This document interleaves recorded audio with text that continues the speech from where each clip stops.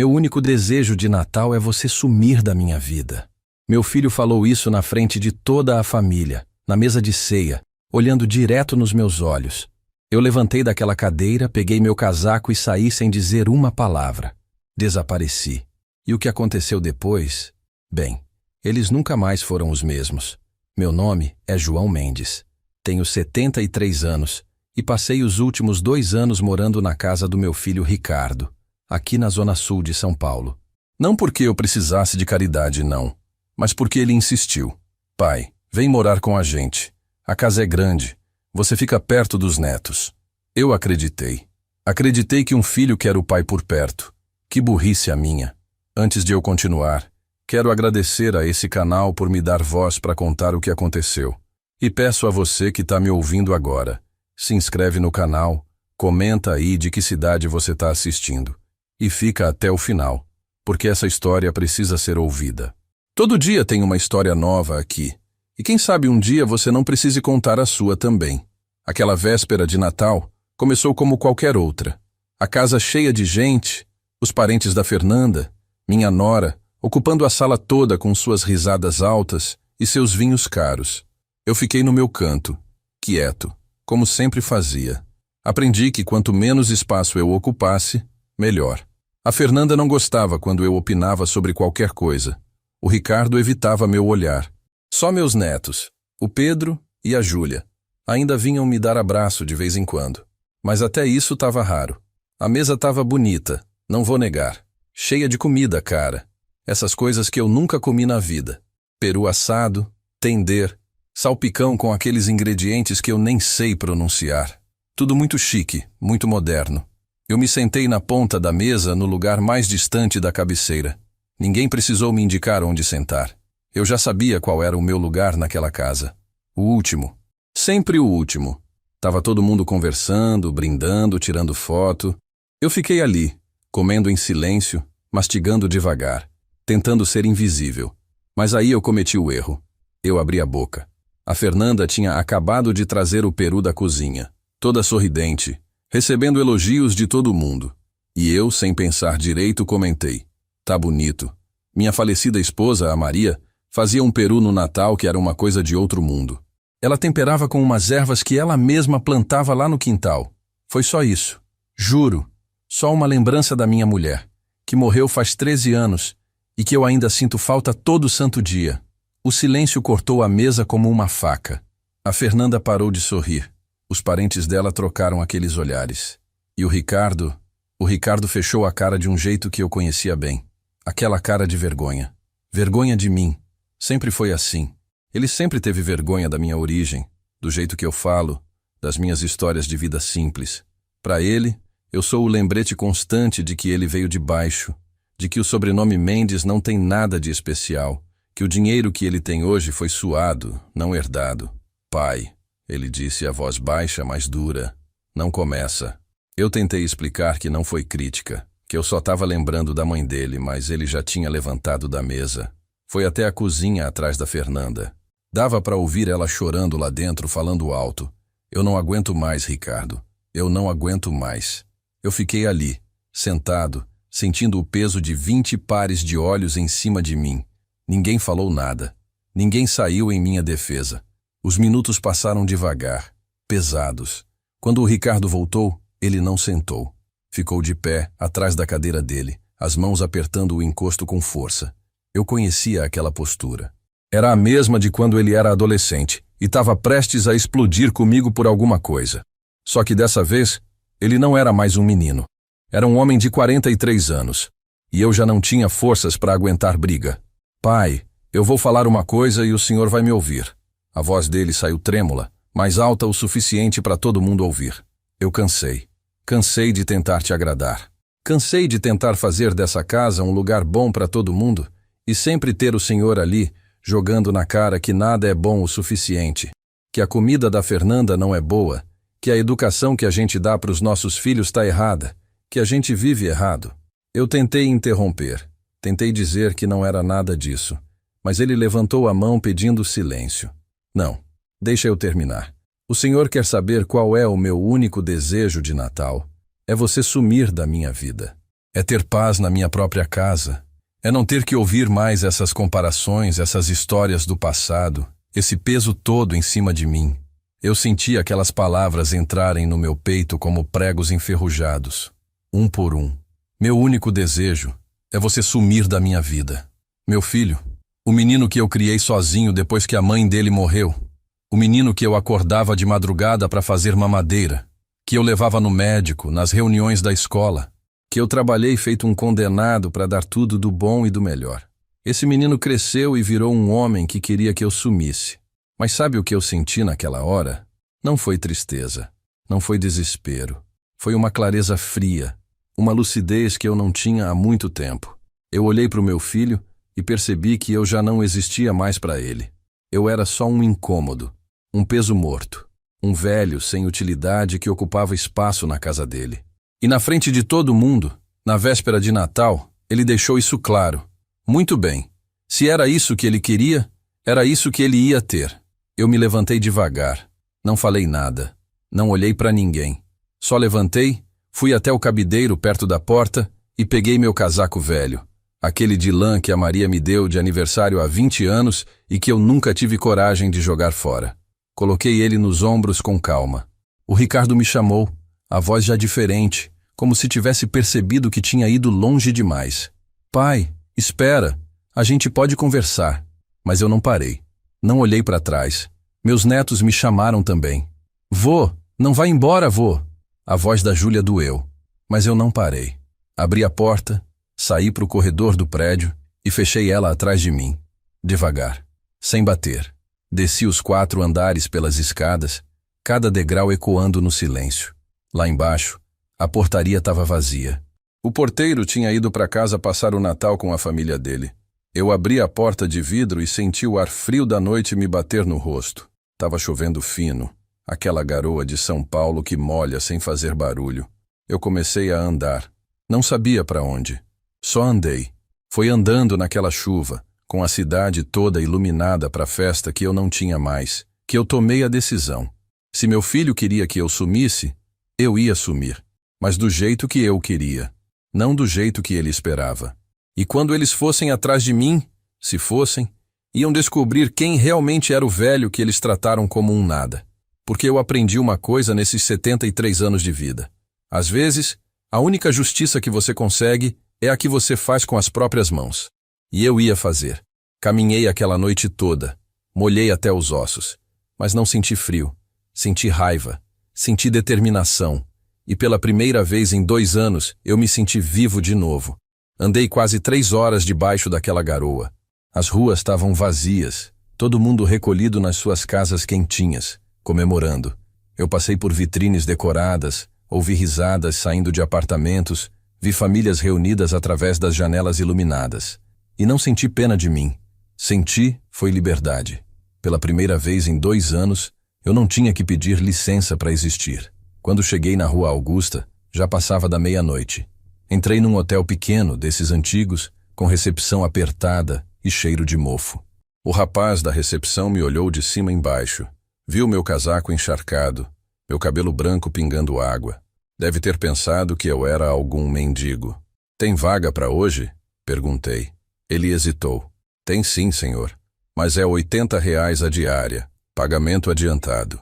Tirei minha carteira do bolso de trás da calça, ainda seca por milagre, e coloquei uma nota de 100 na frente dele. Fica com o troco, e me acorda às 7 da manhã. A cara dele mudou na hora.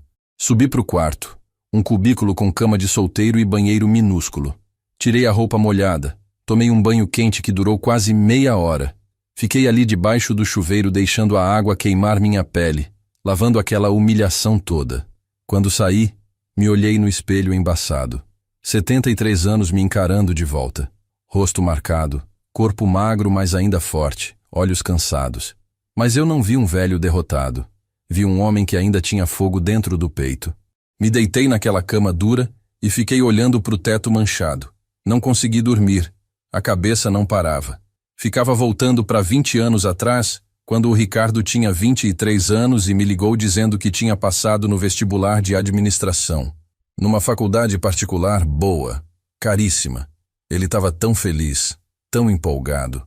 Pai, eu consegui, mas a mensalidade é R$ 700. R$ 700 em 2005. Era quase meu salário inteiro de carteiro. A Maria já tinha morrido fazia 3 anos. Eu estava sozinho pagando aluguel, contas, mercado. Mas eu olhei para o meu filho e disse, pode ir, eu dou um jeito. E dei. Peguei um segundo emprego de vigia noturno num estacionamento. Trabalhava das 6 da manhã às 3 da tarde nos Correios, chegava em casa, dormia 2 horas e saía de novo às 6 da noite para o estacionamento. Ficava até a meia-noite vigiando o carro de gente que ia em restaurante caro, cinema, teatro. Gente que não fazia ideia do que era trabalhar 16 horas por dia. Fiz isso durante 5 anos. 5 anos direto, sem férias, sem descanso. Meu corpo virou um trapo. Tive pressão alta, gastrite, insônia crônica, mas paguei cada mensalidade daquela faculdade. Cada uma. E quando o Ricardo se formou, ele não me convidou para a formatura. Disse que ia ser uma coisa pequena, só para os amigos. Descobri depois, por acaso, que tinha sido uma festa grande num buffet caro. Ele teve vergonha de me levar. Vergonha do pai que pagou tudo. Eu virei para o outro lado na cama. Não ia ficar remoendo o passado. Não agora. Tinha coisa mais importante para fazer. Porque a verdade é que eu não era o velho pobre e coitado que eles achavam que eu era. Quando vendi minha casa 2 anos atrás, recebi R$ 220 mil. Era uma casa simples, mas era numa área que valorizou. Coloquei esse dinheiro todo numa poupança que nem o Ricardo nem a Fernanda sabiam que existia. Eles achavam que eu tinha vendido barato, que tinha saído quase sem nada. Deixei eles acharem. E teve mais. 6 meses antes de eu ir morar com eles, um tio distante meu, lá de Minas, morreu. Não deixou filhos. A herança, R$ 110 mil, foi dividida entre os sobrinhos. Eu era um deles. Não contei para ninguém. Guardei tudo. No total, eu tinha R$ 330 mil. Dinheiro suado, dinheiro meu, que eu guardei para emergência, ou para uma oportunidade.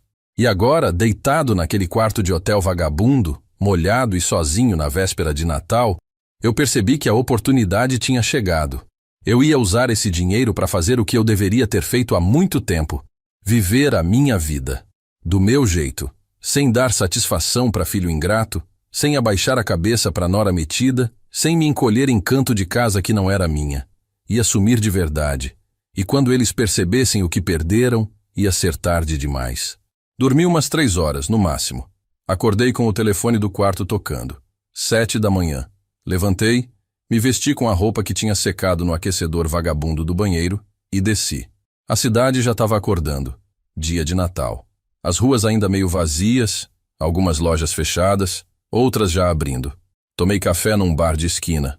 Pão com manteiga, café preto. Simples, gostoso. Sem ninguém me julgando pelo jeito que eu mastigava. Passei o dia andando. Fui até o Ibirapuera. Sentei num banco de frente para o lago. Fiquei ali vendo as pessoas passearem, os cachorros correrem, as crianças brincarem. Pensei em ligar para o Ricardo. Pensei em mandar uma mensagem, pelo menos. Mas não mandei. Ele queria que eu sumisse? Então eu ia sumir de verdade. Queria ver quanto tempo ia demorar para ele sentir falta. Se é que ia sentir. Voltei para o hotel no final da tarde. Paguei mais 3 diárias. O rapaz da recepção já me tratava melhor agora. Engraçado como o dinheiro muda a forma como as pessoas te olham. No quarto, liguei a televisão. Noticiário, tragédias, política, futebol. Desliguei. Peguei meu celular velho. Tinha 15 ligações perdidas do Ricardo. 8 mensagens. Pai, onde o senhor tá? Pai, responde.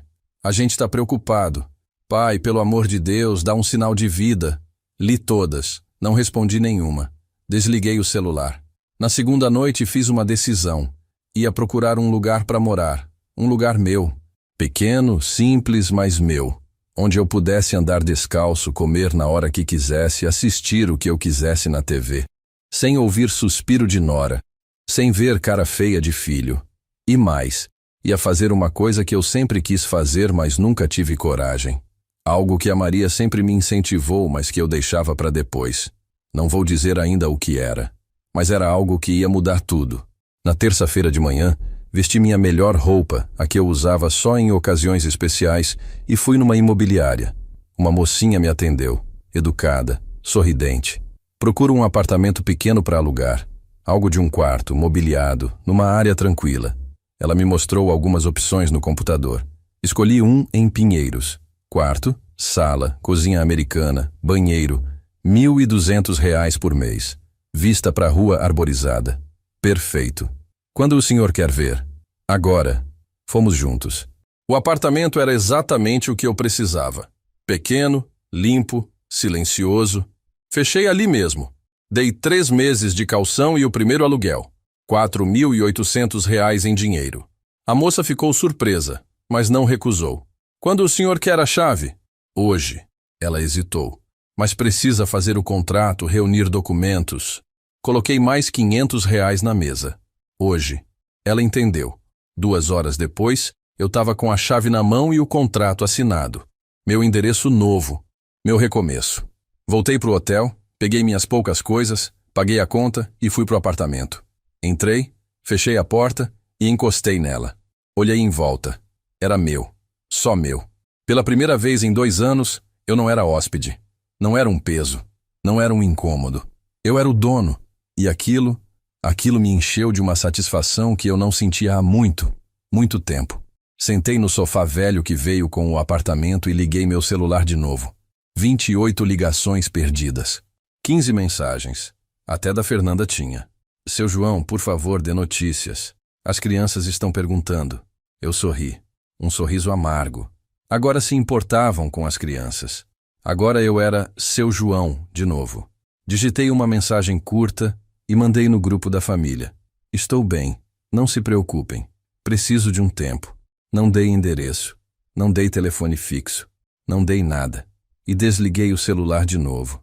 Deitei naquela cama nova. Olhei para o teto branco, limpo, e fechei os olhos. Pela primeira vez em anos, dormi a noite inteira, sem pesadelo, sem angústia.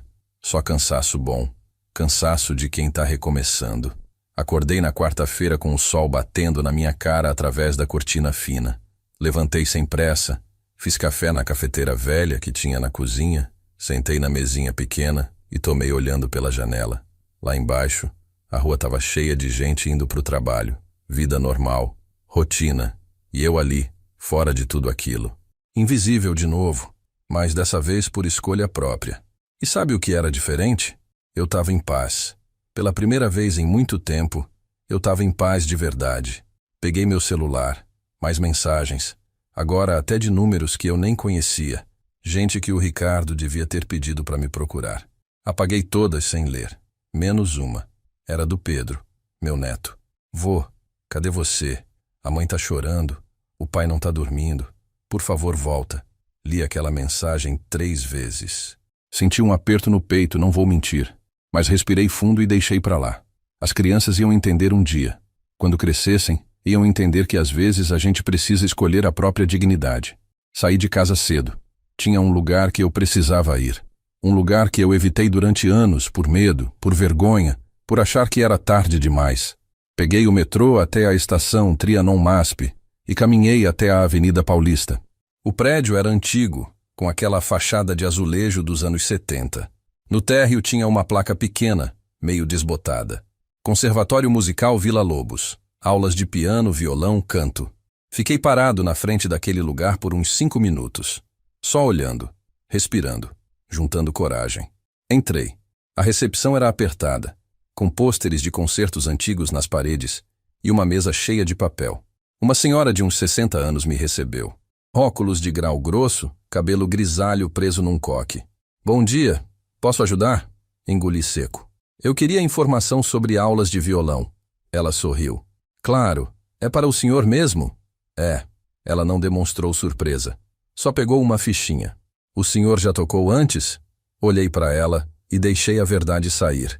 Toquei a vida inteira. Parei faz 13 anos. Quero voltar. Sabe, eu nunca contei isso pro Ricardo.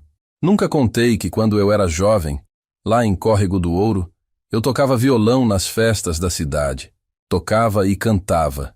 Era bom. Muito bom. As pessoas me chamavam para tocar em casamento, aniversário, festa de igreja. Eu sonhava em ser músico profissional, tocar em rádio, quem sabe gravar um disco. Meu pai achava aquilo uma bobagem. Música não enche barriga, João. Para com isso e vai trabalhar na roça. Mas eu não parava. Tocava escondido. Tocava de madrugada. Tocava até os dedos sangrarem. Quando conheci a Maria, eu tinha 22 anos. Ela tinha 19. Eu estava tocando numa festa junina e ela ficou me olhando a noite inteira. No final, veio falar comigo. Você toca muito bem. Nunca vi ninguém tocar desse jeito. A gente conversou a noite toda. 3 meses depois, eu pedi ela em namoro. 6 meses depois, a gente casou. Foi ela que me incentivou a vir para São Paulo. João, aqui não tem futuro para sua música. Vamos para a capital. Lá você consegue tocar profissionalmente, trabalhar com o que você ama. A gente veio, mas a vida foi outra. Cheguei aqui sem conhecer ninguém, sem contato, sem dinheiro. Arrumei emprego de carteiro para sustentar a gente. A música ficou de lado. É temporário, eu dizia para Maria. Só até a gente se estabilizar. Mas aí ela engravidou. Aí nasceu o Ricardo. Aí a vida aconteceu. E a música? A música foi morrendo junto com os sonhos. A Maria nunca desistiu de mim. Toda vez que ela me via olhando para um violão numa vitrine, ela dizia: um dia você volta, João. Você é músico. Isso não morre. Mas eu deixava para depois. Sempre depois. Até que ela adoeceu. Câncer de mama. Agressivo. Em 6 meses ela já estava acamada. Em 1 ano, ela se foi. E com ela, morreu a última pessoa que acreditava em mim. No dia do enterro, o Ricardo tinha 23 anos. Estava na faculdade. Aquela que eu estava pagando com sangue. Ele ficou 2 horas no velório e foi embora. Disse que tinha prova no dia seguinte e não podia perder. Eu enterrei minha esposa sozinho. Literalmente sozinho. Até hoje, quando eu fecho os olhos, eu vejo aquele caixão descendo na terra com só eu e o coveiro lá. Foi naquele dia que eu guardei meu violão no fundo do armário. Lacrei ele. Não toquei mais. Não conseguia. Cada vez que eu pegava nele, eu lembrava da Maria dizendo: você é músico, João. E doía demais. Senhor, a voz da recepcionista me trouxe de volta. O senhor tá bem? Eu pisquei, limpei a garganta. Desculpa. Eu quero aulas 2 vezes por semana. Quanto é? São R$ 200 por mês, 2 aulas semanais de 1 hora. Tirei a carteira e paguei 3 meses adiantados. Ela ficou surpresa. O senhor tem instrumento? Não. Preciso comprar um. Ela anotou um endereço numa fichinha. Vai nessa loja aqui. Fala que vem da parte da dona Cida. Eles fazem um preço bom. Saí dali com a ficha na mão e uma sensação estranha no peito. Não era felicidade. Era algo mais profundo. Era como se uma parte de mim que estava morta há 13 anos tivesse começado a respirar de novo. Fui na loja.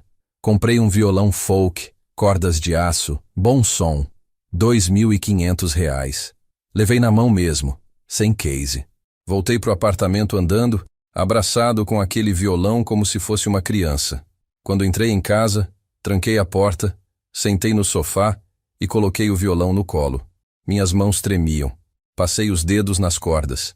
Tava desafinado. Afinei devagar, de ouvido. Cada corda no lugar certo. Quando terminei, fiquei uns minutos só olhando, respirando. Aí, fechei os olhos e toquei. Comecei com um acorde simples. Dó maior. O som saiu limpo, bonito. Meus dedos doeram. A pele estava macia demais, sem as calosidades de antes. Mas eu continuei. Toquei uma música antiga, uma que eu tocava para Maria quando a gente namorava.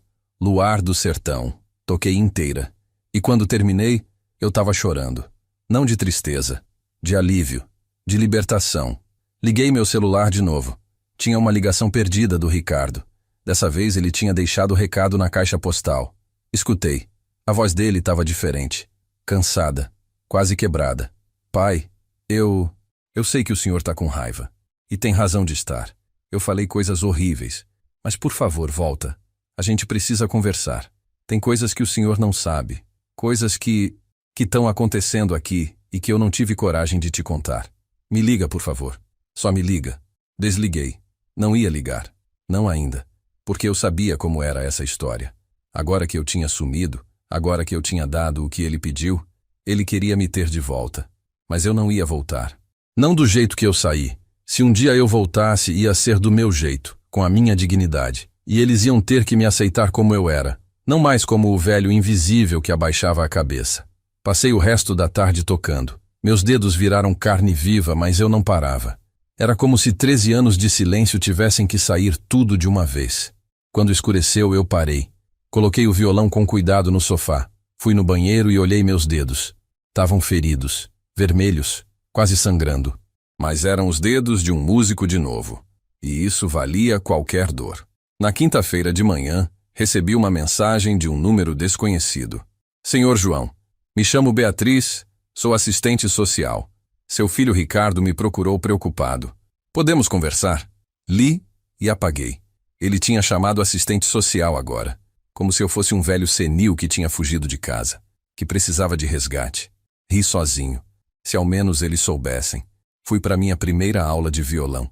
O professor era um rapaz jovem, uns 30 anos, cabelo comprido, tatuagem no braço. Me olhou desconfiado no começo, mas quando eu peguei no instrumento e toquei uns acordes, a cara dele mudou. O senhor toca muito bem. Por que quer aulas? Olhei para ele. Porque eu quero voltar a ser quem eu era. E preciso de ajuda para isso. Ele sorriu. E durante aquela hora, a gente tocou junto. Ele me ensinou técnicas novas, acordes que eu não conhecia, batidas diferentes. No final ele disse: Senhor João, o senhor não precisa de aulas básicas. O senhor precisa é de um palco. Aquilo me acertou como um soco. Um palco. Fazia mais de 30 anos que eu não subia num palco. Será que eu ainda conseguia? Voltei para casa pensando nisso. Será que eu tinha coragem? Será que aos 73 anos eu ainda podia sonhar com isso? A resposta veio fácil. Sim, eu podia. E eu ia. Mas antes, tinha uma coisa que eu precisava fazer. Uma coisa que ia mudar tudo. E na sexta-feira de manhã, eu fiz. Na sexta-feira de manhã, acordei com uma ideia fixa na cabeça. Uma ideia que tinha vindo durante a noite. Num daqueles sonhos que você acorda e não sabe se foi real ou não. Mas a ideia ficou. E quanto mais eu pensava nela, mais fazia sentido. Se eu ia recomeçar, se eu ia voltar a ser músico, eu precisava fazer do jeito certo.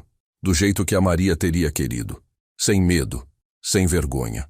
Liguei o computador velho que tinha no apartamento. Desses que o dono anterior deixou porque não prestava mais. Demorou uns 10 minutos para ligar. Entrei no YouTube. Criei uma conta. João Mendes, violão e vida. Parecia bobo, mas era isso mesmo que eu queria. Violão e vida. As duas coisas que me definem. Aí fiz uma coisa que eu nunca pensei que fosse ter coragem de fazer. Liguei a câmera do celular, apoiei ele numa pilha de livros em cima da mesa, apertei gravar e comecei a falar. Meu nome é João Mendes. Tenho 73 anos. Eu era músico. Parei de tocar faz 13 anos quando minha esposa morreu. Essa semana eu voltei. E eu quero compartilhar isso com vocês. Peguei o violão, ajeitei no colo, respirei fundo e toquei. Toquei, Luar do Sertão inteira. Meus dedos ainda doíam, mas eu não errei uma nota. Quando terminei, olhei para a câmera e disse: se você tá velho, se você acha que é tarde demais, se você acha que já não tem mais tempo, eu tô aqui para te dizer que ainda dá. Não desiste. Desliguei a câmera. Minhas mãos tremiam quando eu transferi o vídeo para o computador. Subi para o YouTube com o título 73 anos. Voltei a tocar depois de 13 anos parado. Apertei publicar e fechei o computador. Meu coração estava disparado. Eu tinha acabado de me expor para o mundo inteiro. Um velho tocando violão na internet. Provavelmente ninguém ia ver. Provavelmente ia sumir no meio de milhões de vídeos. Mas eu tinha feito. E isso já era uma vitória. Saí de casa e fui caminhar. Precisava de ar. Fui até o Parque Vila Lobos, sentei num banco e fiquei observando a vida passar. Casais de mãos dadas, crianças correndo, velhos fazendo caminhada, todo mundo vivendo. E eu ali, começando de novo, com 73 anos. Muita gente ia achar loucura, mas eu não ligava mais para o que os outros achavam. Eu tinha passado a vida inteira me importando com a opinião dos outros. Agora era a minha vez. No meio da tarde, liguei o celular. Tinha uma mensagem do Ricardo. Só uma, mas foi suficiente para me deixar com um peso no peito. Pai, a gente perdeu a casa. Tô sendo despejado. Preciso muito falar com o senhor. Li aquilo 3 vezes. Perdeu a casa, sendo despejado. Aquela casa grande, bonita, no condomínio chique da Zona Sul. Como assim perdeu a casa? Não respondi, mas fiquei pensando. O Ricardo sempre viveu acima das possibilidades. Sempre quis mostrar que tinha subido na vida, que era diferente do pai carteiro. Carro importado, roupas de marca, viagens internacionais, colégio particular caríssimo para os filhos. Eu sempre desconfiei que aquilo não se sustentava, que uma hora a conta ia chegar. E pelo jeito, tinha chegado. Parte de mim sentiu pena. Era meu filho, afinal. Mas a outra parte, a parte que ainda sangrava da humilhação daquela véspera de Natal, não sentiu nada. Ele tinha me expulsado. Tinha dito na frente de todo mundo que o único desejo dele era eu sumir. Tinha me tratado como lixo. E agora queria minha ajuda? Agora eu era útil de novo? Passei o sábado inteiro sem ligar o computador. Tinha medo de olhar o vídeo e ver que ninguém tinha assistido, que era tudo ilusão, que eu era só um velho patético tentando reviver glórias que nunca existiram. Mas no domingo de manhã a curiosidade venceu. Abri o computador, entrei no YouTube e quase caí da cadeira. O vídeo tinha 42 mil visualizações. 42 mil. Eu pisquei, atualizei a página achando que estava com defeito. Mas não, era real. Tinha 780 comentários. Comecei a ler. Que lindo! Nunca desista dos seus sonhos. Senhor João, o senhor me inspirou. Chorando aqui com essa história. Meu avô também tocava. Ele morreu ano passado, e isso me fez lembrar dele. Nunca é tarde. Os comentários não paravam. Tinha gente do Brasil inteiro. Tinha gente de Portugal, de Angola, de todo canto. E todos dizendo coisas bonitas. Coisas que eu nunca ouvi na minha vida. Sentei no chão com as costas na parede e chorei. Chorei como um menino, porque pela primeira vez na vida eu senti que tinha valor. Não como pai, não como provedor, mas como eu, como João Mendes, como músico, como pessoa. E aquilo me inundou de uma forma que eu não esperava. Gravei outro vídeo. Dessa vez contei um pedaço da minha história. Não tudo.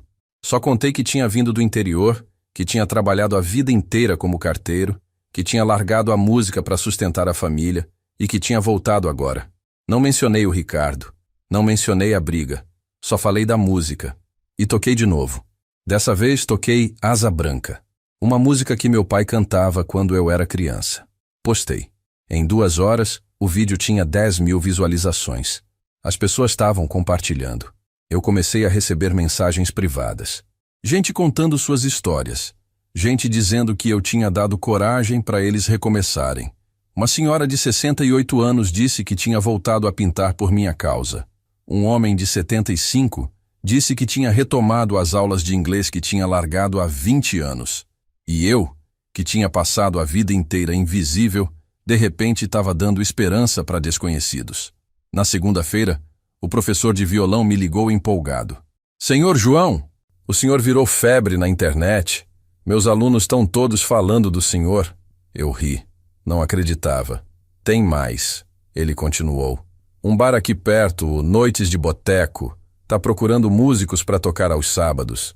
É um cachê pequeno, R$ 200 a noite, mas é um começo. Eu falei do senhor. Eles querem te conhecer. R$ 200. Eu tinha 300 mil no banco. Não precisava de R$ 200. Mas não era sobre dinheiro. Era sobre palco. Era sobre música. Era sobre viver. Aceito, eu disse sem pensar 2 vezes. Na terça, fui conhecer o bar. Era pequeno, apertado, com mesinhas de madeira e decoração simples. Cheiro de cerveja e petisco. O dono, um senhor gordo de uns 50 anos, me recebeu com um sorriso largo. É o senhor o tal do violonista do YouTube? Meu filho me mostrou seus vídeos. O senhor toca muito bem, sou? A gente conversou, acertou os detalhes. Eu ia tocar sábado que vem. 4 horas de apresentação. Música sertaneja de raiz, MPB antiga, essas coisas que o povo gosta de ouvir tomando cerveja. Saí dali caminhando nas nuvens, 73 anos. E eu tinha conseguido um trabalho como músico. Tinha conseguido o que eu sonhei a vida inteira. A Maria estava certa. Nunca é tarde. Quando cheguei em casa, tinha uma mensagem do Ricardo. Dessa vez era mais longa. Pai, eu sei que o senhor não quer falar comigo. E eu entendo. Mas tem coisas que eu preciso te contar. A Fernanda me deixou. Levou as crianças e foi para a casa da mãe dela. A empresa me demitiu mês passado. Eu estava escondendo isso do senhor, tentando resolver sozinho, mas não consegui. Vou perder tudo. E eu sei que eu não tenho direito de pedir nada, não depois do que eu fiz. Mas, pai, eu preciso de ajuda, não de dinheiro. Só preciso conversar. Preciso do meu pai. Li aquela mensagem umas 10 vezes. Senti um aperto no peito. Fernanda tinha ido embora. Ele tinha perdido o emprego. Estava perdendo tudo. E a primeira vez que ele me chamou de pai, de verdade, foi quando ele estava no fundo do poço. Não quando eu estava lá, servindo de saco de pancada emocional. Não quando eu estava dando tudo de mim para a família. Mas agora que ele tinha perdido tudo, eu voltei a ser pai. Digitei uma resposta. Apaguei. Digitei outra. Apaguei de novo. No final deixei só no visualizado. Não tinha o que dizer ainda. Porque eu aprendi uma coisa na minha vida. Tem hora que o silêncio diz mais do que qualquer palavra. E era isso que o Ricardo precisava agora. Silêncio. O mesmo silêncio que ele me deu quando eu mais precisei. Na quarta, meu canal do YouTube bateu 100 mil inscritos. 100 mil pessoas querendo ver um velho de 73 anos tocar violão e contar história de vida. Eu não entendia, mas agradecia. Cada comentário, cada mensagem, cada pessoa que dizia que eu tinha inspirado ela. Tudo aquilo estava me enchendo de uma energia que eu não tinha há anos. E foi aí que eu tomei a decisão mais importante. Ia gravar um vídeo contando a verdade, contando o que tinha acontecido na véspera de Natal. Não para expor o Ricardo, não para me vingar, mas para mostrar para as pessoas que a gente não precisa aceitar desaforo, que a gente pode recomeçar, que dignidade não tem idade. Mas antes de fazer isso, eu precisava de uma última confirmação. Precisava saber se eu estava fazendo a coisa certa. E só tinha uma pessoa que poderia me dizer isso. Só que essa pessoa estava morta há 13 anos. Na quinta-feira de manhã, acordei sabendo exatamente o que precisava fazer. Peguei o metrô até o Morumbi e de lá peguei um ônibus até o Cemitério da Saudade. Fazia quase um ano que eu não ia lá. Não porque eu não sentisse falta da Maria, mas porque quando eu morava na casa do Ricardo, cada vez que eu mencionava que queria visitar o túmulo da mãe dele, sempre tinha uma desculpa. Pai, hoje não dá, a gente tem compromisso. Pai, tá chovendo. Pai, o carro tá no mecânico. No fundo, eu acho que ele tinha vergonha de ir comigo. Vergonha de ser visto com o pai velho num cemitério público. O dia estava nublado, ar pesado. Entrei no cemitério e fui direto pro jazigo. Fica numa parte antiga com aquelas lápides simples, sem luxo. Comprei o que eu pude na época. Quando cheguei na frente, limpei as folhas secas que tinham acumulado, passei a mão na pedra fria. Maria Aparecida Mendes, 1950-2012. Amada esposa e mãe. Só isso. Curto. Simples. Como ela era. Sentei no chão, encostei as costas numa árvore que tinha ali perto e comecei a falar. Maria, eu não sei se você está me ouvindo. Nunca soube se acredito nessas coisas. Mas preciso conversar com você. Contei tudo. A briga na véspera de Natal. O que o Ricardo falou. Como eu saí sem olhar para trás. Contei do apartamento novo, do violão, das aulas, do YouTube, do bar. E contei da minha dúvida. Se eu devia ou não expor a história. Se eu devia contar para o mundo o que aconteceu. Fiquei ali em silêncio esperando, sei lá o quê. Um sinal. Uma resposta. Alguma coisa. O vento balançou as folhas da árvore. E foi aí que eu lembrei. Lembrei da última conversa que eu tive com a Maria antes dela morrer. Ela estava na cama do hospital, magra, fraca, mas com aqueles olhos ainda brilhando. Segurou minha mão com a força que ainda tinha e disse: João, você passou a vida inteira se apagando para os outros. Para o seu pai, para mim, para o Ricardo. Sempre foi o último. Promete uma coisa para mim. Promete que quando eu for você vai viver.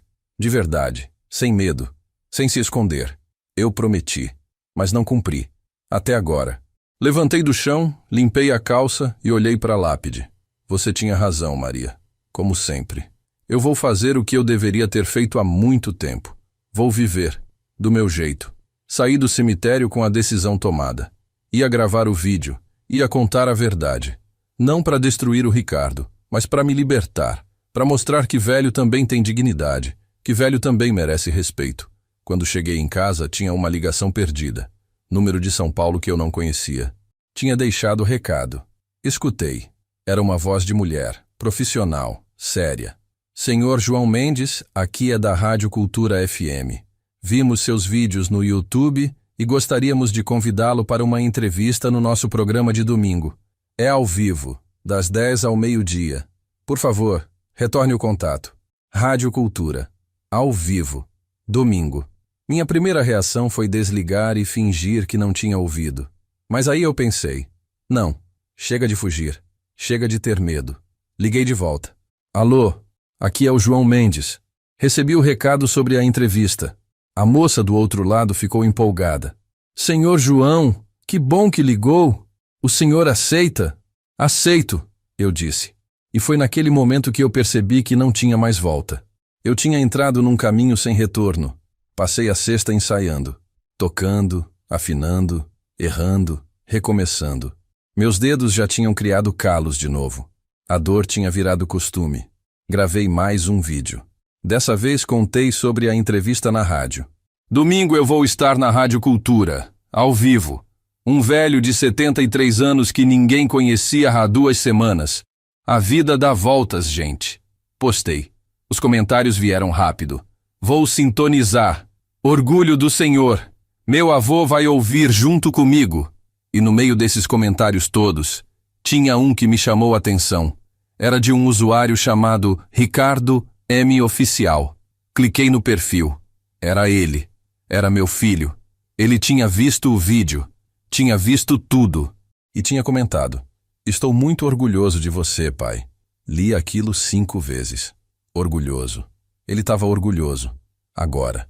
Agora que eu tinha virado uma pequena celebridade da internet. Agora que eu estava sendo entrevistado em rádio. Mas quando eu era só o carteiro, quando eu era só o pai que trabalhou 16 horas por dia para pagar a faculdade dele, quando eu era só o velho que morava de favor na casa dele, cadê o orgulho naquela época? Não respondi o comentário, mas também não apaguei. Deixei lá, para as pessoas verem, para as pessoas tirarem suas próprias conclusões. No sábado foi minha primeira apresentação no bar.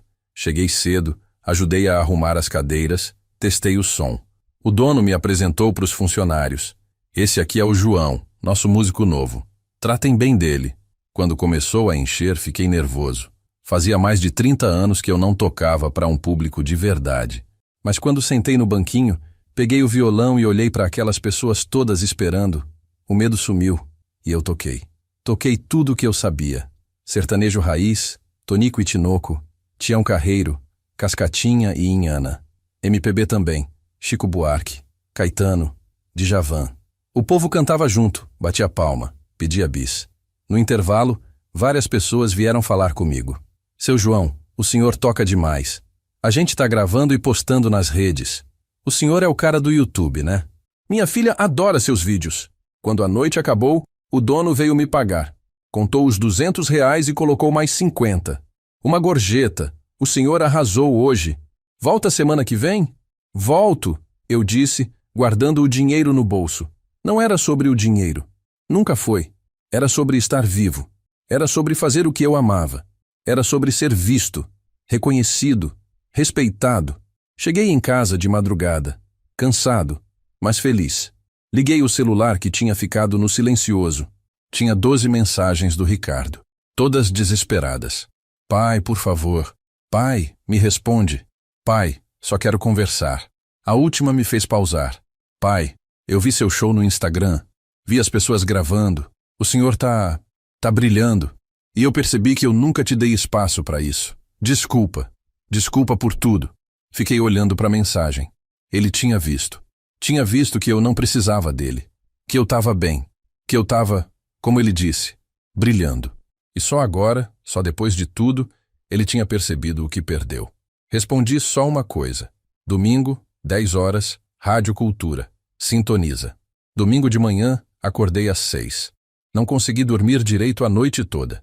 Fiquei revirando na cama pensando no que ia falar, como ia falar, se ia ter coragem de falar. Tomei banho demorado, fiz a barba com cuidado, vesti minha melhor camisa, a mesma que eu usava nos domingos quando levava a Maria para missa. Peguei o violão e saí. A Rádio Cultura ficava num prédio antigo na Avenida Higienópolis. Cheguei 1 hora antes. A recepcionista me levou para uma salinha de espera com café e biscoito. Eu não conseguia comer nada.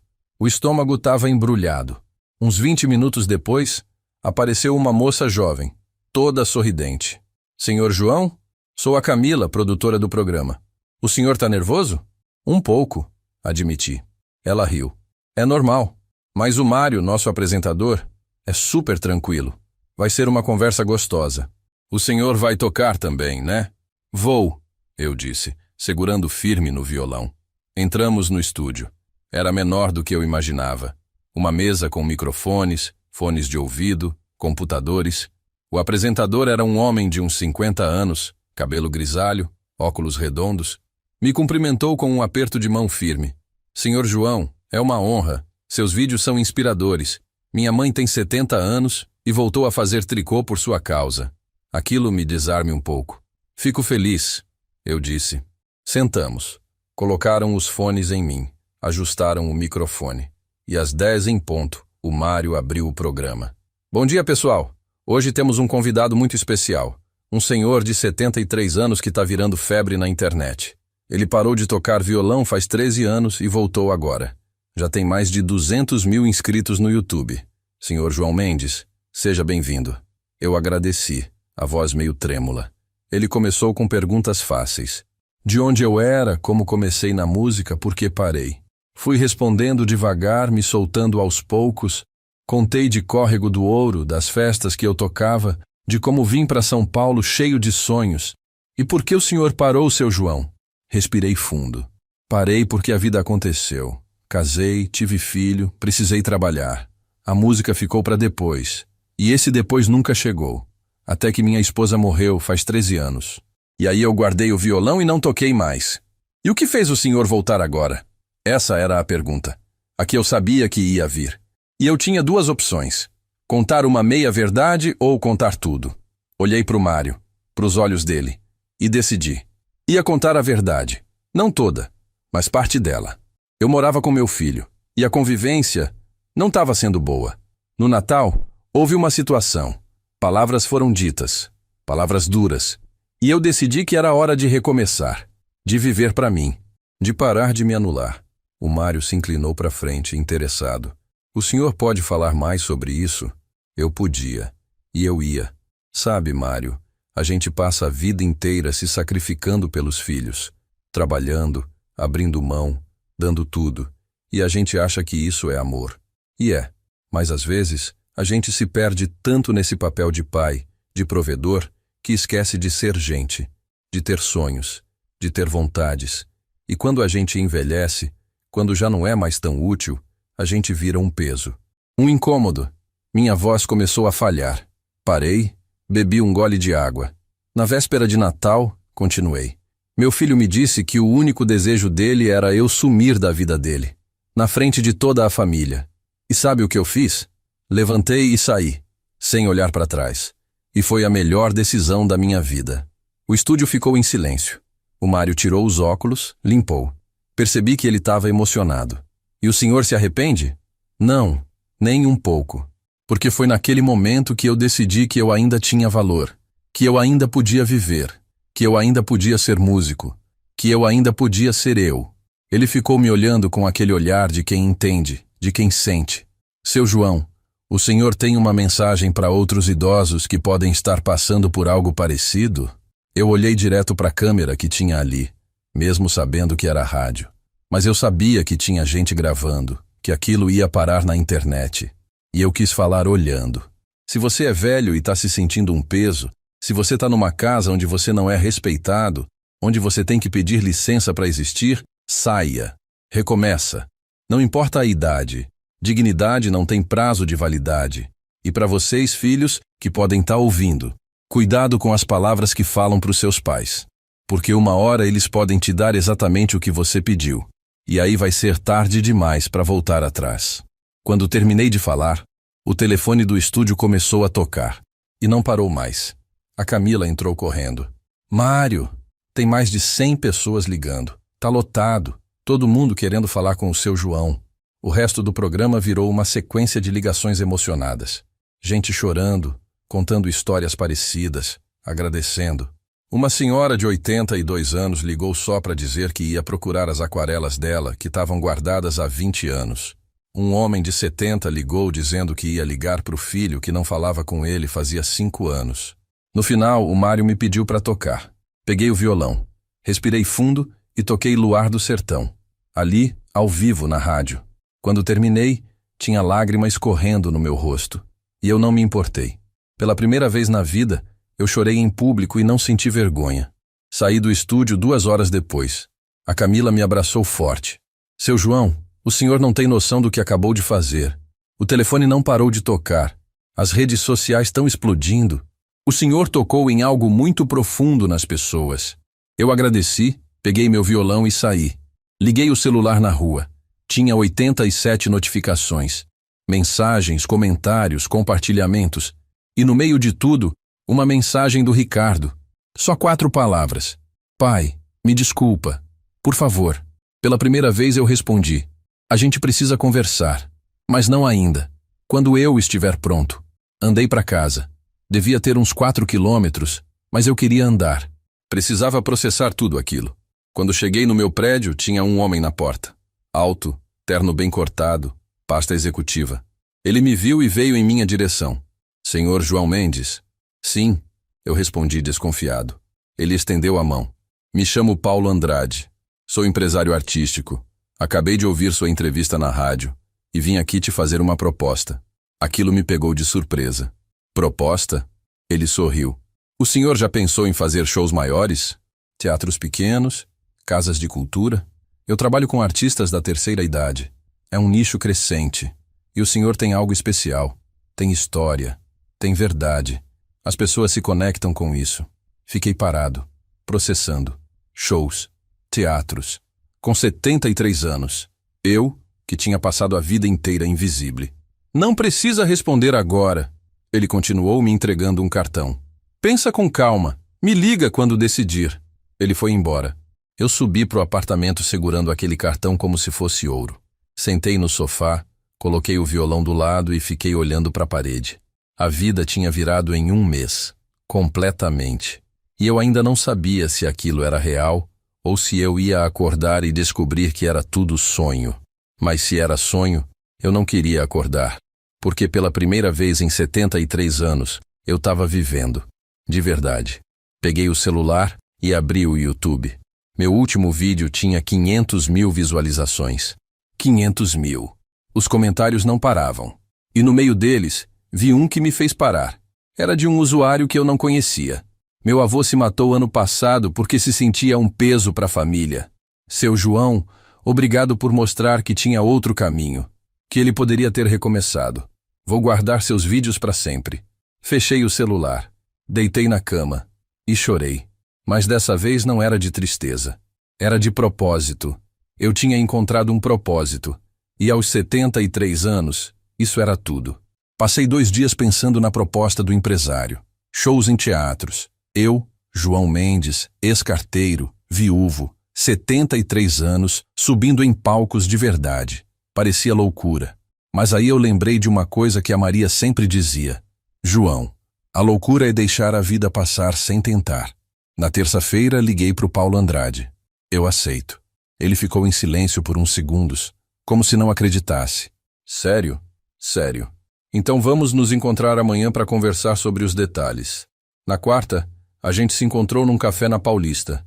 Ele trouxe um contrato simples. Nada abusivo, nada complicado. Eu ia fazer 4 apresentações em casas de cultura da cidade. Cachê de R$ 1.500 por show. Ele ficava com 20%. É um começo, ele disse. Se der certo, a gente expande. Assinei ali mesmo. Minha mão tremia. Não de medo, de empolgação. O primeiro show foi marcado para dali a 2 semanas. Casa de Cultura de Santo Amaro. Capacidade para 200 pessoas. A gente vai divulgar nas suas redes, o Paulo disse. E vou mandar release para alguns jornais locais. Você é a notícia agora, João. As pessoas querem te ver ao vivo. Saí daquele café me sentindo 10 anos mais novo. Tinha propósito, tinha agenda, tinha futuro. Voltei para casa e encontrei uma surpresa na portaria. O porteiro me chamou. Seu João, tem 2 crianças aqui perguntando pelo senhor faz 1 hora. Meu coração disparou. Subi correndo e lá estavam eles, Pedro e Júlia, meus netos, sentados no chão do corredor do meu apartamento, esperando. Quando me viram, levantaram de um pulo. Vô! A Júlia se jogou nos meus braços. Eu abracei os dois com tanta força que quase não conseguia respirar. Como vocês me acharam? A gente viu seu vídeo, o Pedro disse. Aquele que você falou o nome da rua. A gente pegou o ônibus e veio. 12 e 9 anos. Vieram sozinhos. Seus pais sabem que vocês estão aqui? Eles se entreolharam. Não, a Júlia sussurrou. A gente fugiu de casa. Bem, da casa da avó. A mãe tá morando lá com a gente agora. Entrei com eles no apartamento. Sentamos no sofá. Cadê seu pai? Ele tá num flat pequeno, o Pedro respondeu. Perdeu a casa. A mãe não quis morar com ele. Disse que ele escolheu o trabalho em vez da família e agora tá pagando o preço. A Júlia começou a chorar. Vô, a família acabou. Tudo acabou desde que o senhor foi embora. A mãe chora todo dia. O pai fica trancado no quarto. E a gente só queria que as coisas voltassem a ser como antes. Aquilo me partiu. Não era culpa deles. Nada daquilo era culpa deles. Puxei os dois para perto. Vocês precisam entender uma coisa. O que aconteceu não foi por causa de vocês. Foi entre adultos. Entre seu pai e eu. Vocês não têm culpa de nada. Mas o senhor não volta? O Pedro perguntou. Não da forma que eu saí. Não para ser o velho invisível que ninguém respeita. Mas isso não significa que eu não amo vocês. Nunca vai significar isso. Fiquei com eles a tarde toda. Mostrei meu violão, toquei para eles, contei histórias, pedi comida chinesa. A gente comeu sentado no chão da sala, igual piquenique. E por algumas horas, eu me senti avô de novo. De verdade. Não o avô que incomodava. O avô que era querido. Quando escureceu, peguei o telefone. Preciso ligar para os seus pais. Não, vô. Preciso. Eles devem estar desesperados. Liguei para o Ricardo. Ele atendeu no primeiro toque. Alô? A voz dele estava rouca, cansada. As crianças estão aqui comigo? Tão bem. Silêncio. Depois um soluço. Pai, eu achei que... Eu não sabia onde eles tinham ido. A Fernanda está enlouquecida. A gente ia chamar a polícia. Eles vieram me ver. E eu vou trazer eles de volta agora. Me passa o endereço da casa da sua sogra. Ele passou. Chamei um Uber, coloquei as crianças no banco de trás, dei as instruções para o motorista. Vô, não vem com a gente? A Júlia perguntou. Não, meu amor. Ainda não é hora. Mas a gente se vê de novo. Prometo. Abracei os dois mais uma vez e fechei a porta do carro. Fiquei na calçada vendo o carro sumir na esquina. E senti um vazio imenso no peito. Voltei pro apartamento e sentei no escuro. Será que eu estava sendo egoísta? Será que eu estava colocando meu orgulho na frente da família? Mas aí eu lembrei. Lembrei da humilhação, das palavras, do desrespeito. Não era sobre orgulho. Era sobre dignidade. E eu não ia abrir mão disso de novo. Meu celular tocou. Era o Ricardo. Pai, obrigado por cuidar deles. Por trazer eles de volta. São meus netos. Sempre vou cuidar deles. Eu sei. Pai, a gente pode se ver? Só nós dois? Sem mais ninguém? Eu preciso falar umas coisas. Respirei fundo. Tá bom. Sábado, 3 da tarde. Tem uma padaria na esquina da minha rua. Padaria Estrela do Sul. Me encontra lá. Vou estar lá. Obrigado, pai. Os dias seguintes foram uma correria. Ensaios, ajustes no repertório, entrevistas por telefone. Um jornal da periferia fez uma matéria sobre mim. Carteiro aposentado vira estrela da internet aos 73 anos. Recortei a matéria e guardei. Ia mostrar para os meus netos um dia. Na sexta à noite, fui tocar no bar de novo. O lugar estava lotado. Gente até em pé. No meio do show, eu contei um pouco da minha história. Não tudo. Só uns pedaços. Falei da Maria, de como conheci ela, de como ela acreditou em mim quando ninguém mais acreditava. Quando terminei, não tinha olho seco no bar. E eu percebi algo importante. Minha dor tinha virado conexão. Minha história estava ajudando outras pessoas. E isso dava sentido para tudo que eu tinha passado. Sábado chegou. Acordei nervoso. Ia encontrar o Ricardo pela primeira vez desde aquela véspera de Natal.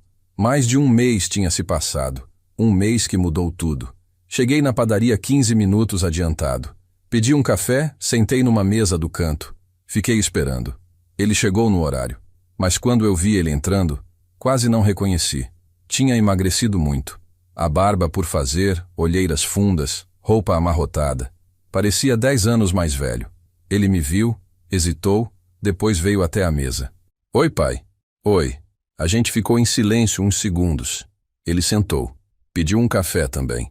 Não sei por onde começar, ele disse, a voz baixa. Então deixa eu começar, eu respondi. Eu não vim aqui para ouvir desculpa fácil. Vim aqui porque você é meu filho. E porque, por mais que tenha me machucado, eu ainda me importo. Mas as coisas mudaram, Ricardo. Eu mudei. Eu não sou mais o velho que você expulsou de casa. E se você está aqui só porque perdeu tudo e acha que eu vou resolver seus problemas, pode ir embora agora. Ele me olhou nos olhos. Tinha lágrima ali. Não é por isso. Eu tô aqui porque eu percebi que eu perdi a única pessoa que sempre esteve do meu lado.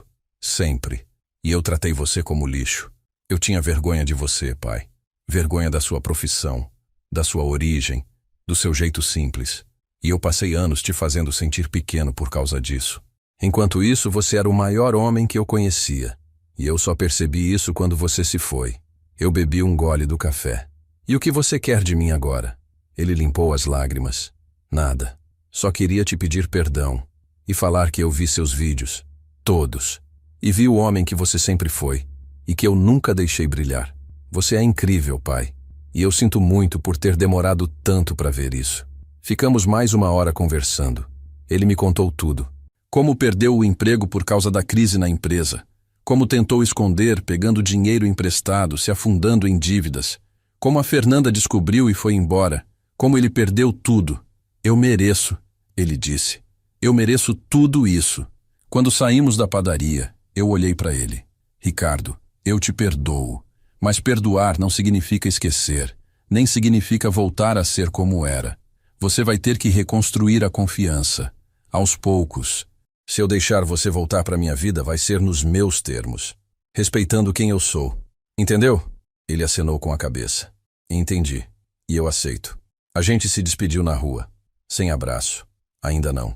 Mas pela primeira vez em muito tempo, eu senti que talvez, só talvez, ainda houvesse esperança. Não para voltar ao passado, mas para construir algo novo. Algo melhor. A semana antes do show em teatro foi de preparação intensa. Ensaiei todo dia, pelo menos 4 horas. Meus dedos já tinham calos grossos, as costas doíam de ficar sentado, mas eu não parava. O Paulo Andrade me ligava todo dia.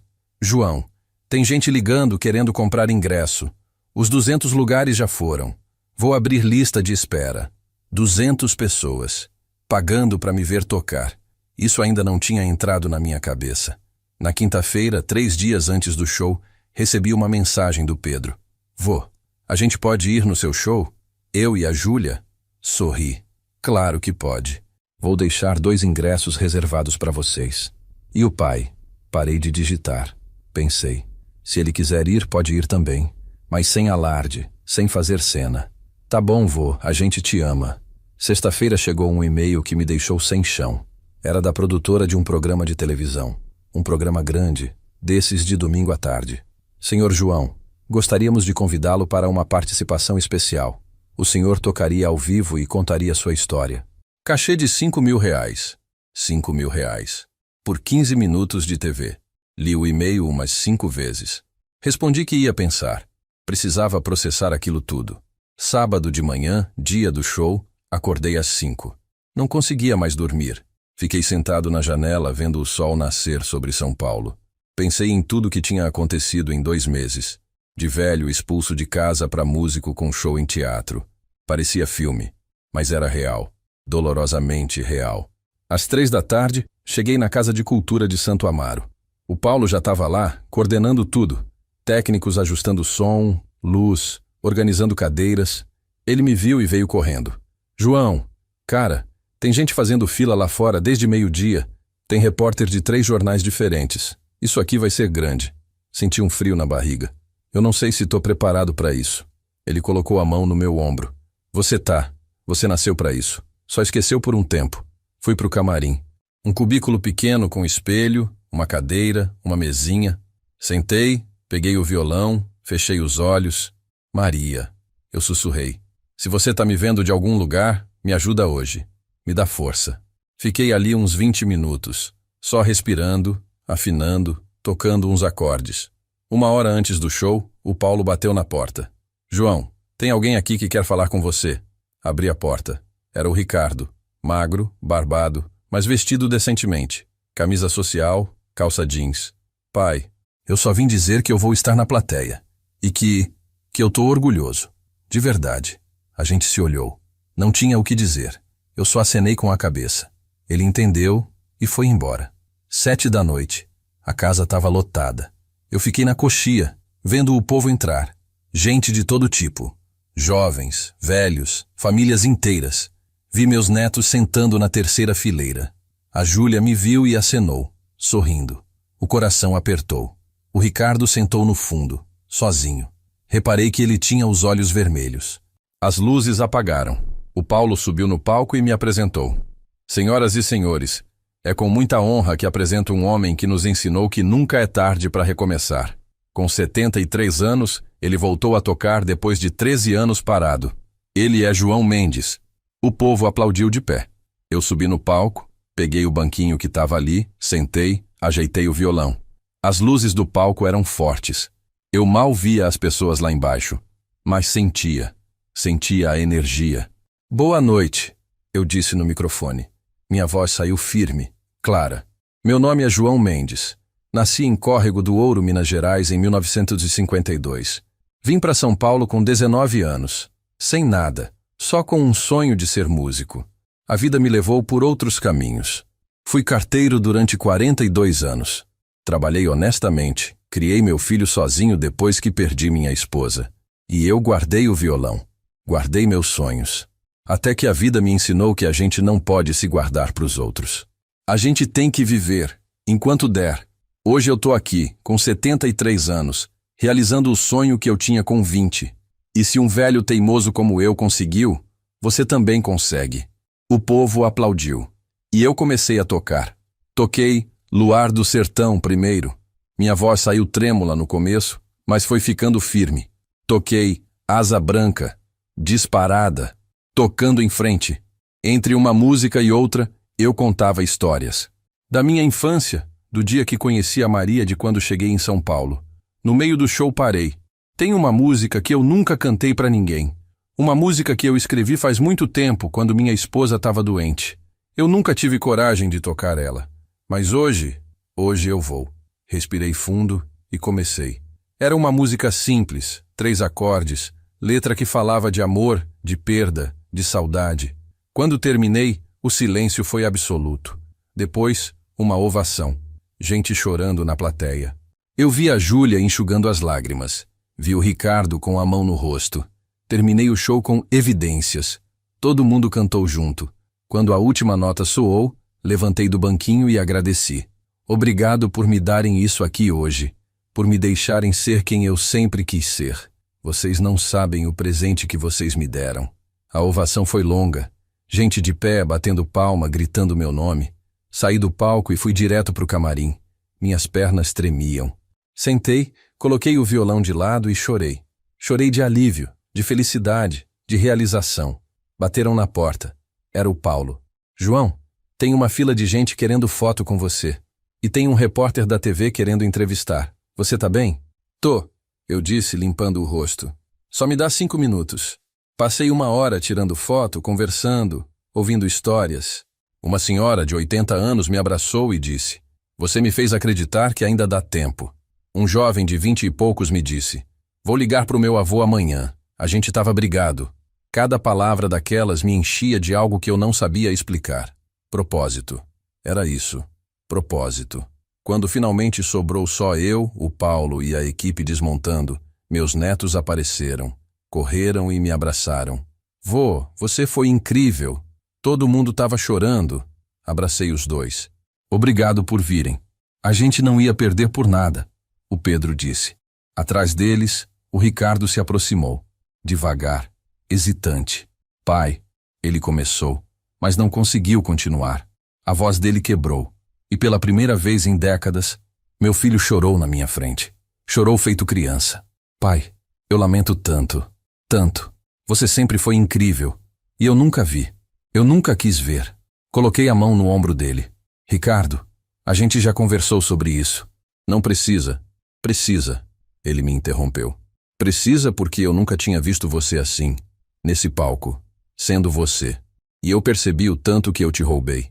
Os anos que você podia ter vivido isso se eu não tivesse sido um filho egoísta. Olhei para ele, para o homem que tinha crescido, que tinha me machucado, mas que também era meu filho. Você não me roubou nada.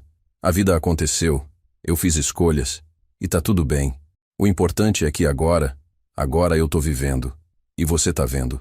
E quem sabe a gente pode construir algo novo, diferente, melhor. Ele acenou. A gente não se abraçou. Ainda não era o momento.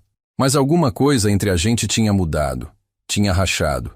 E talvez, só talvez, pudesse ser reconstruído. Saímos juntos. Eu, Ricardo, Pedro e Júlia. Fomos comer pizza numa pizzaria perto. Conversamos, rimos. As crianças contaram coisas da escola. O Ricardo falou que estava procurando emprego, que tinha uma entrevista semana que vem. E eu só ouvi, observei. E pela primeira vez, não me senti invisível. Me senti presente, de verdade. Quando voltei para casa, já passava da meia-noite. Liguei o computador. O vídeo do show que alguém tinha gravado e postado já tinha 100.000 visualizações. Os comentários eram só amor. Desliguei tudo e deitei. Mas antes de dormir, peguei o celular e abri a galeria. Tinha uma foto velha ali. Eu e a Maria, jovens, ele segurando um violão. Sorri para a foto. A gente conseguiu, Maria. A gente conseguiu. 2 semanas depois do show em teatro, eu estava sentado no estúdio de televisão, esperando minha vez de entrar no programa. Era um domingo de manhã, e a produção tinha me buscado de carro em casa. Tratamento VIP, eles disseram. Eu, que a vida inteira peguei ônibus lotado, estava sendo buscado de carro. A vida realmente dá voltas. O programa era ao vivo, milhões de pessoas assistindo.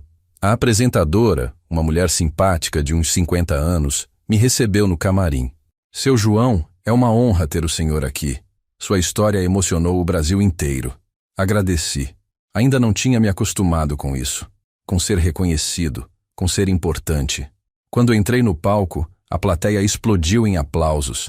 Sentei na poltrona, o violão no colo, as luzes quentes no rosto. A entrevista durou 15 minutos. Contei minha história de novo, mas dessa vez, contei algo que eu não tinha contado antes. Contei sobre o dia que enterrei a Maria sozinho. Sobre como o Ricardo não ficou. Sobre como aquilo me quebrou. E hoje, a apresentadora perguntou: como tá a relação com seu filho? Respirei fundo. Tá sendo reconstruída. Aos poucos. Com respeito. Porque eu aprendi que perdoar não significa esquecer. E que amor verdadeiro exige dignidade dos dois lados. Ela ficou quieta uns segundos. Depois sorriu. Que mensagem linda, seu João. Toquei 2 músicas. A que eu escrevi para Maria e tocando em frente. Quando terminei, a plateia toda estava de pé. Saí do estúdio com o cheque de R$5.000 no bolso e a sensação de que tinha feito algo importante. Tinha mostrado para milhões de pessoas que recomeçar é possível, que dignidade não se negocia. Na segunda-feira, meu celular não parou de tocar. Propostas de shows, entrevistas, convites. O Paulo me ligou empolgado. João, a gente precisa conversar sobre agenda. Tem teatro em Santos querendo você. Em Campinas também. E tem uma produtora querendo gravar um DVD ao vivo. DVD. Eu, João Mendes, ex-carteiro. Um DVD de música. Aceitei tudo.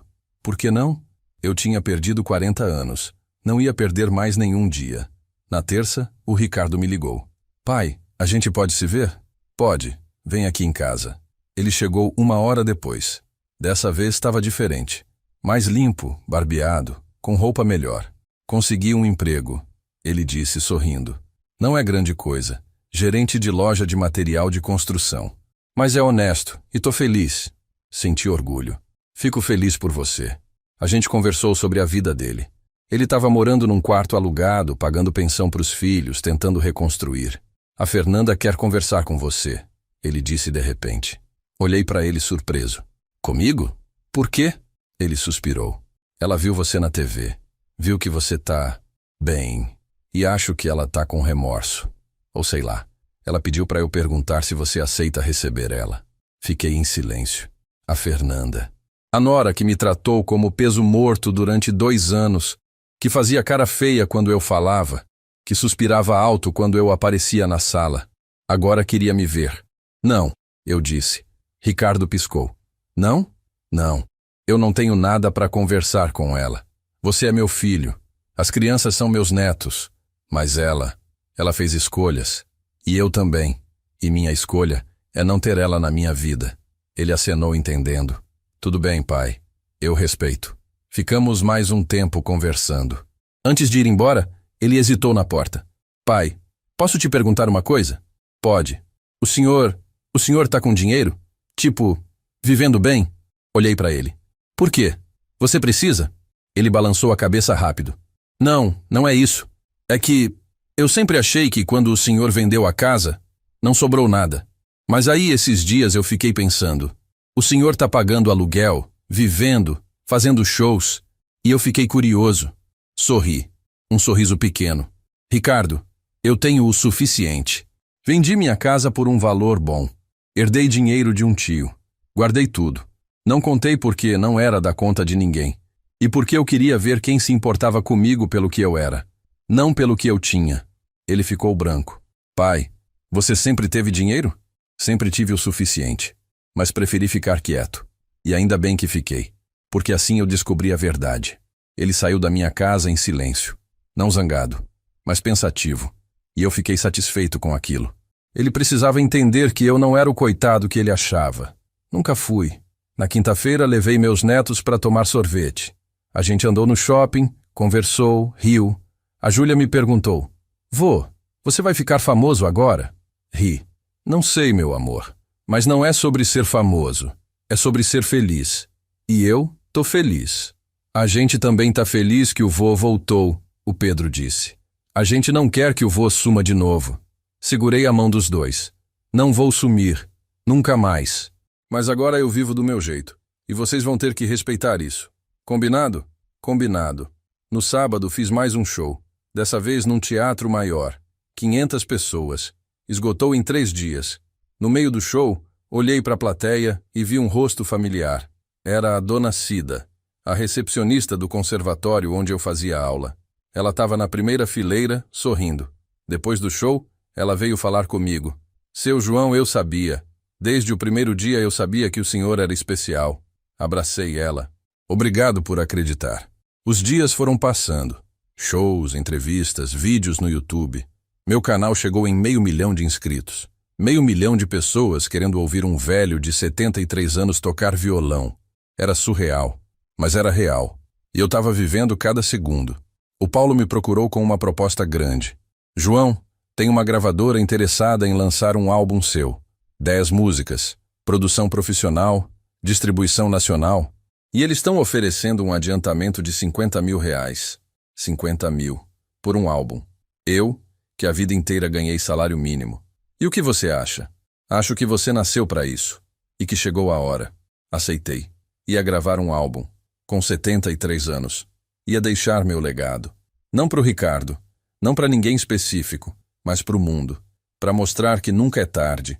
Que a vida pode recomeçar quantas vezes for preciso. E que dignidade vale mais que qualquer coisa.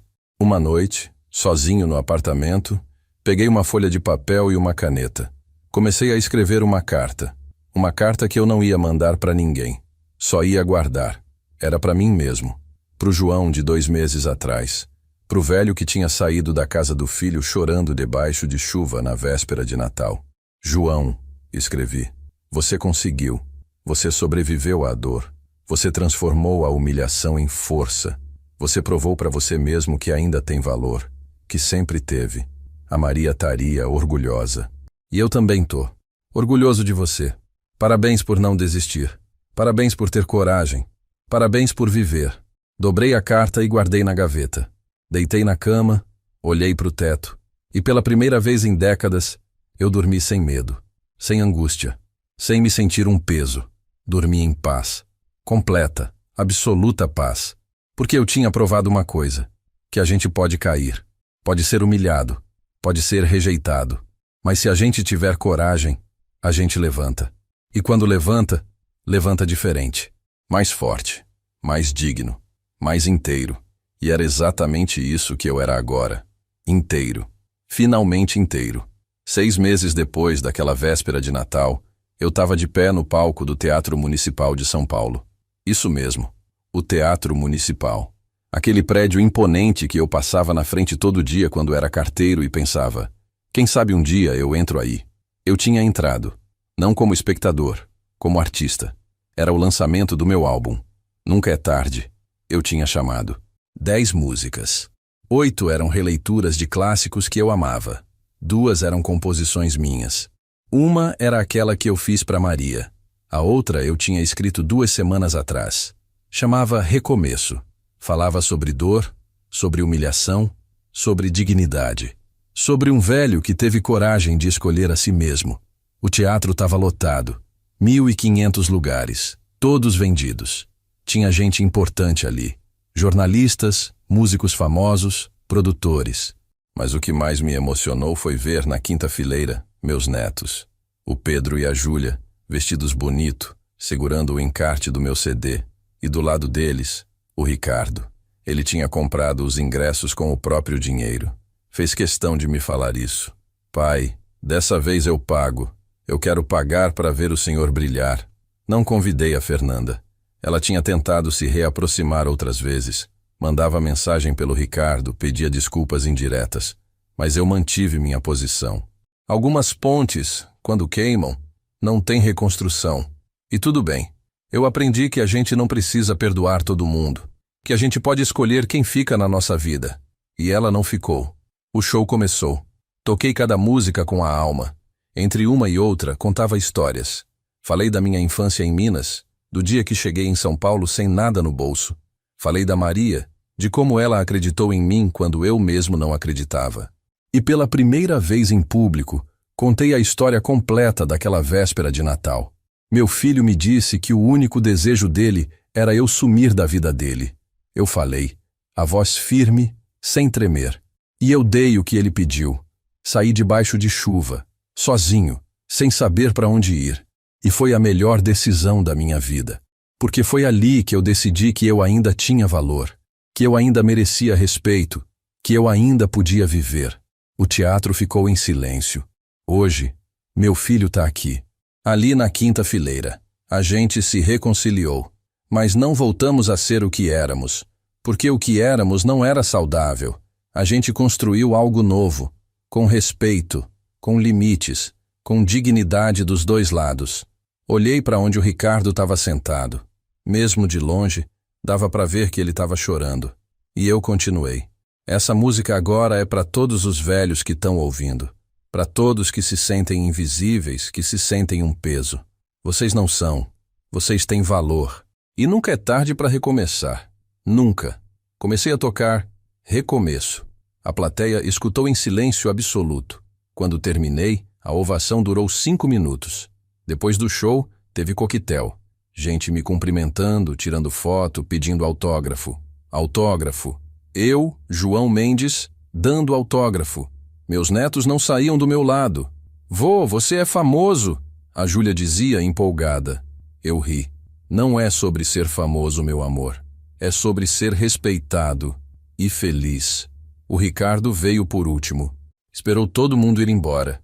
A gente ficou sozinho num canto do saguão. Pai! Ele começou, mas eu interrompi. Ricardo, você não precisa falar nada. Eu sei. Ele balançou a cabeça. Preciso. Preciso dizer que eu passei 6 meses reconstruindo minha vida. Arrumei emprego, tô pagando minhas contas, tô sendo pai presente para os meus filhos. E tudo isso porque o Senhor me ensinou. Não com palavras, com atitude. O Senhor me mostrou que a gente pode perder tudo e ainda assim se levantar. E eu queria que o Senhor soubesse que eu vou passar isso para os meus filhos. Vou ensinar eles a respeitarem os avós, a valorizarem quem ama eles, porque eu não quero que eles cometam o erro que eu cometi. Coloquei a mão no ombro dele. Você está no caminho certo. E eu estou orgulhoso de ver isso. Ele limpou as lágrimas. O Senhor me perdoa? De verdade? Olhei nos olhos dele. Eu te perdoei faz tempo. Mas perdoar não significa esquecer. Significa seguir em frente. E é isso que a gente está fazendo. seguindo em frente. Juntos, mas cada um no seu espaço, cada um com sua dignidade. A gente se abraçou. Pela primeira vez em meses, um abraço de verdade. Não foi como antes. Não tinha mais aquela ingenuidade, aquela entrega cega. Mas tinha algo mais importante. Tinha respeito. Tinha verdade. E isso valia muito mais. Voltei para casa de madrugada, o apartamento pequeno em Pinheiros que tinha virado meu lar. Coloquei o CD na estante, ao lado da foto da Maria. A gente conseguiu, amor. Eu sussurrei. Você tinha razão. Nunca foi tarde. Sentei no sofá, peguei o violão e toquei baixinho. Só para mim. Porque depois de tudo, era isso que importava. Tocar porque eu amava. Viver porque eu queria. Existir porque eu merecia. No dia seguinte, acordei com o celular explodindo de mensagens. O álbum tinha entrado na lista dos mais vendidos. Gente do Brasil inteiro comprando, ouvindo, comentando. E o mais importante, gente dizendo que tinha voltado a sonhar por minha causa, que tinha tido coragem de recomeçar, que tinha aprendido a se valorizar. Li cada mensagem com carinho. Uma em especial me marcou. Era de uma senhora de 78 anos. Seu João, eu estava prestes a desistir. Achava que já não tinha mais nada para viver. Meus filhos me tratam como peso, me colocaram num asilo. Mas depois que vi sua história, eu saí de lá. Aluguei um quartinho, tô vivendo com minha aposentadoria. E pela primeira vez em anos eu me sinto livre. Obrigada por me ensinar que dignidade não se negocia. Fechei os olhos. Era por isso. Era por pessoas assim que tudo tinha valido a pena.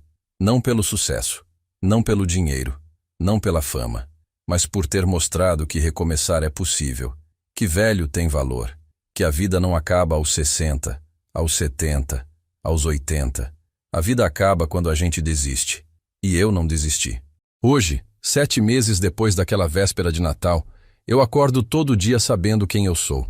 Não sou o pai perfeito, não sou o avô perfeito, mas sou o João Mendes, músico, 73 anos, viúvo, pai, avô e, principalmente, homem digno que escolheu a si mesmo quando precisou. Eu e o Ricardo nos vemos uma vez por semana. Almoçamos juntos, conversamos, rimos. Ele me conta sobre o trabalho, sobre os planos. Eu conto sobre os shows, sobre as músicas novas que tô compondo. A gente não mora junto. Provavelmente nunca mais vai morar. E tá tudo bem, porque a gente se respeita. E respeito, eu aprendi, vale mais que proximidade forçada. Meus netos passam o fim de semana comigo uma vez por mês. A gente vai no parque, toma sorvete, eu toco para eles. Ensino o Pedro a tocar violão. A Júlia prefere cantar. E eu deixo. Deixo eles serem quem eles querem ser. Porque eu sei o que é não poder ser. Se você tá me ouvindo agora e tá passando por algo parecido, se você é velho e tá se sentindo invisível, se você acha que já não tem mais tempo, eu tô aqui para te dizer, tem, sempre tem. Enquanto você tiver ar nos pulmões, tem tempo para recomeçar, para viver, para ser feliz. Não deixa ninguém te diminuir, não deixa ninguém te fazer sentir um peso. Você tem valor, sempre teve, sempre vai ter. E para você, filho, neto, nora, genro, que tá ouvindo essa história, cuidado. Cuidado com as palavras que você fala para os seus velhos. Cuidado com o jeito que você trata quem te criou, quem trabalhou por você, quem abriu mão de sonhos por você.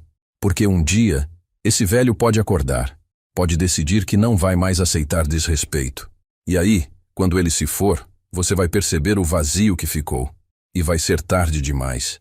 Eu não voltei para a casa do meu filho. Não voltei para o lugar onde eu era invisível. Eu construí minha própria casa, minha própria vida. E se um velho teimoso de 73 anos conseguiu, você também consegue. Não importa a idade, não importa o que você perdeu. O que importa é o que você faz a partir de agora. Nunca é tarde. Nunca. E se alguém disser que é, prove que não. Levanta, sacode a poeira e vive. Pelo amor de Deus, vive. Enquanto der, do jeito que der, mas vive. Essa foi minha história. A história de como eu morri naquela véspera de Natal e renasci das cinzas. De como eu encontrei minha voz aos 73 anos. De como eu aprendi que dignidade não tem idade. E se essa história tocou você de alguma forma, comenta aí embaixo. Me conta onde você está ouvindo isso. Me conta se você já passou por algo parecido. E se conhece alguém que precisa ouvir essa história, compartilha. Porque tem muita gente por aí precisando saber que ainda dá tempo, que ainda vale a pena, que a vida ainda tem muito para oferecer. Obrigado por me ouvir até aqui. De coração. Vocês não sabem o presente que me deram. E agora, se me dão licença, vou pegar meu violão.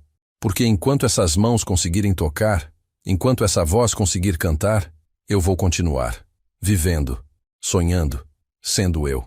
E que você também tenha essa coragem. A coragem de ser quem você é, sem pedir desculpas, sem se diminuir, sem desistir. Nunca é tarde. Nunca.